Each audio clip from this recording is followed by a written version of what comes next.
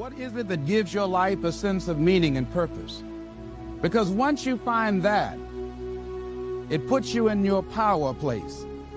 See, if you know what your life work is, I encourage you to start working on it. If you can't do it all at one time, do just a little bit of it. And if you don't know what it is that you showed up to do, if you don't know why you're here, I encourage you to find out what your purpose is here. What is the meaning of your life? What will be different? Have you ever asked yourself that question? I've done that. I remember coming from a friend of mine's funeral, and I was reflecting on how much time I had left. And I went for a walk in the park thinking about this guy whose life was so promising. And I mean, he wasn't an old guy. He was quite young, in fact. And I thought about all of the things that he said he was going to do, and he never got a chance to do those things. And I started thinking about my own life and how much time I had left to do the things that I would like to do. And at that time, I wasn't sure what my life purpose was, what my life's work was. I wasn't sure about it at that time. And I thought about it quite a lot. I had some idea, but I wasn't convinced. I don't think I felt worthy. I didn't believe that it could be me to do this kind of work that I'm doing right now. And I say to you that if you begin to take a conscious effort to find out what it is that you're supposed to do, I say that it can literally save your life. I said that it can literally save your life. 85% of the American public, according to recent studies, are going to jobs that they hate, working on jobs that do not challenge them. They get sick thinking about going. Because, see, when you go to a job and you already know how far you can go, you can already see that proverbial glass ceiling. See, when you're going someplace and you already know how much you're going to make, you already know how far you can go, you're in a dead-end position. It erodes your self-esteem. It lowers your sense of yourself. It creates an inner turmoil. It creates an emptiness in you. So I say that your life is worth finding what it is that you're supposed to do. And I'm not saying quit your job. I'm saying find it and do just a little bit of it. Just start working at it just a little bit, but do find out what your work is and hold on to it, and don't let your dream go. Don't let it go. See, and here's something else I want you to begin to look at. Why is it that most people don't pursue their dreams or don't do better than what they're doing if they're capable of doing it? I think that many of us don't go the next step because we don't know what to do yet. And I say that the reason that we don't even explore the possibility of what to do is because subconsciously we don't believe that it can happen for us, and we don't believe that we deserve it. So here's what I'm suggesting. How much time do you spend working on you? How much time do you spend every day working on your dream? In the last 90 days, how many books have you read? In the last year, what new skill or knowledge have you acquired? What kind of investment have you made in you? So I'm saying that as you begin to look at where you want to go, if you want to make it today, and things are changing so fast you have to literally run to stand still, I'm saying that you've got to make some conscious effort to begin to work to develop you. Here's something else. Most people are not living their dreams because of fear, ladies and gentlemen.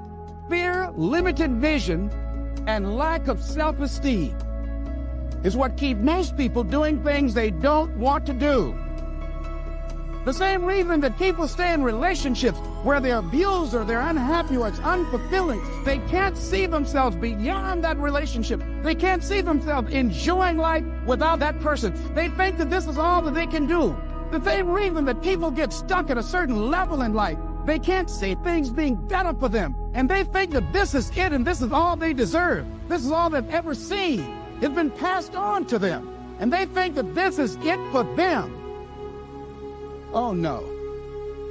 I was looking what Dr. Blanton Smiley Blanton, who is a colleague of Dr. Norman Vincent Peale, what he said about fear. He said, fear is the most subtle and destructive of all human diseases.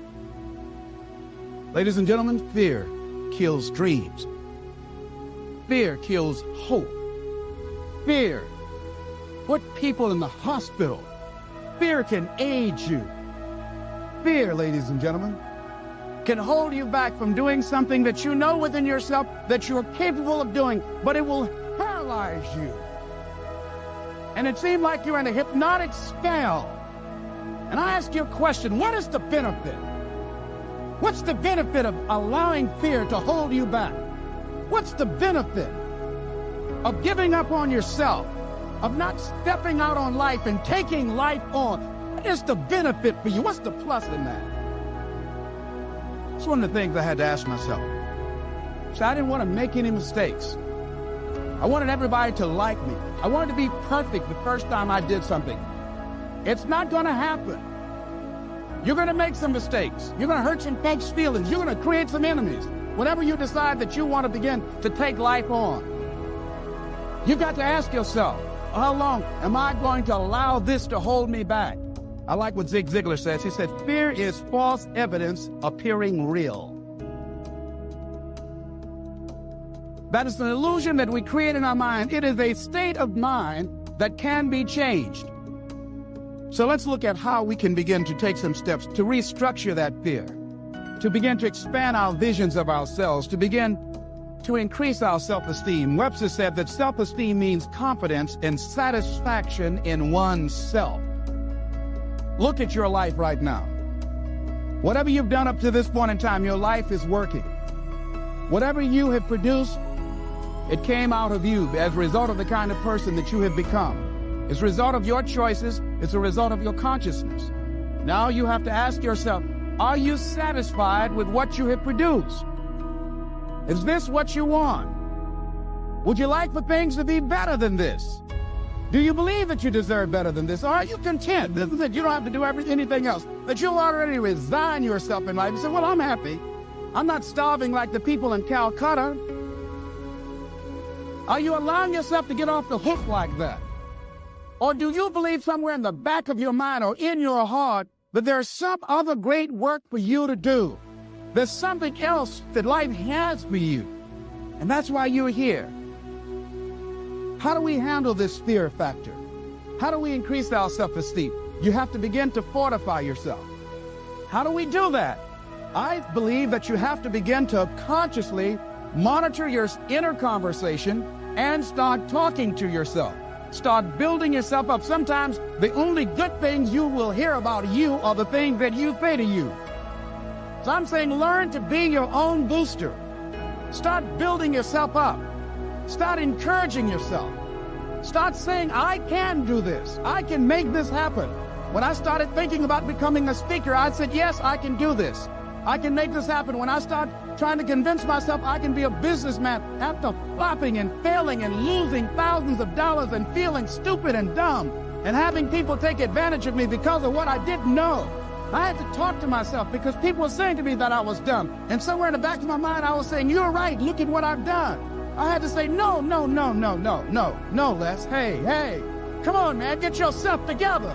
You can handle this. You just haven't figured it out yet. It's all right. This is your training period. This is the tuition you have to pay for what you don't know. You can do this. Other people have done it. It doesn't take an Einstein. Get you some people that can teach you some stuff that you don't know. Get you some people that have done it successfully and learn from them. Take some seminars, workshops, read some books on how to manage a business. Change the way you see yourself and begin to tend to the personal details. Understand that nobody's going to take care of your business better than you.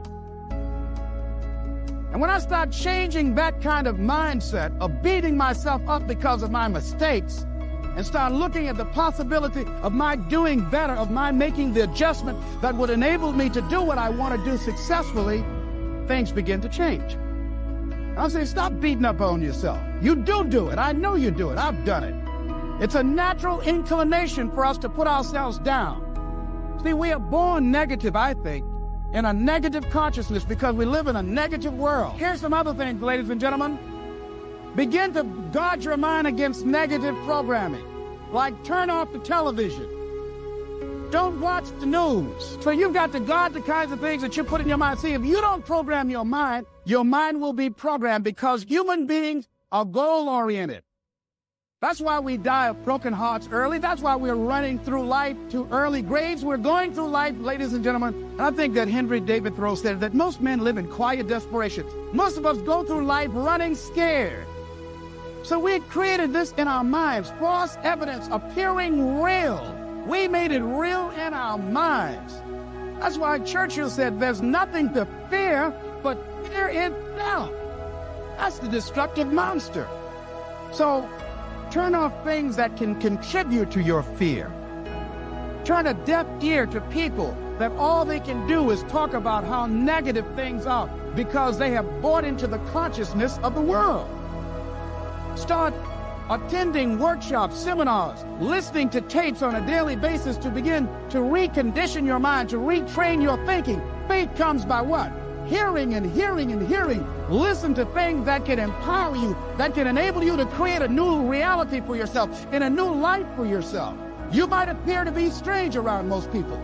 You know, most people think you're strange if you're happy today. See, these people have not found their purpose in life. That's why they're grumpy. That's why they're miserable. That's why they're so negative. They're hurting and they want to hurt other people. So start practicing using programs for your mind. Seminars, books, workshops. Keep a journal. Record your thoughts, what's happening with you. Every day when you get up, have a journal near you. See, ladies and gentlemen, we get 3 to 4 thoughts a year that if we would act on those thoughts, they could change our life. What idea are you sitting on? Write your ideas down. And then, once you get that idea, take the leap. Take the leap. See, it's out here in the universe. If you don't take the plunge, I guarantee you, somebody else will. Take the plunge. Go into action. And ladies and gentlemen, you will be surprised at how things will come together. You'll be surprised. Now, you're going to have some difficult challenges. I can tell you that now. Be aware of that. Things are not going to work out exactly right. For a time, they will, sometimes. And that's when life is just playing a game with you. I want you to feel good and relax. But ladies and gentlemen, go into action with your dream. And don't avoid where the fights are. Get in the midst of the fight. Get knocked down so you can learn how to fight, so you can hold your position. See, most people don't get out in the arena of life because they don't want to fight. Most people don't get out there because they don't want to get knocked down. They don't want to be dropped to their knees. But see, you're going to be dropped whether you're on the field or whether or not you're sitting on the sidelines. You're going to be dropped. So at least get dropped for something. See, that's how most people are spectators in life. You don't want to be a spectator. You want to get in the field where the action is, and you will be at peace. After the struggle, there will be a calm period, and things will begin to click for you.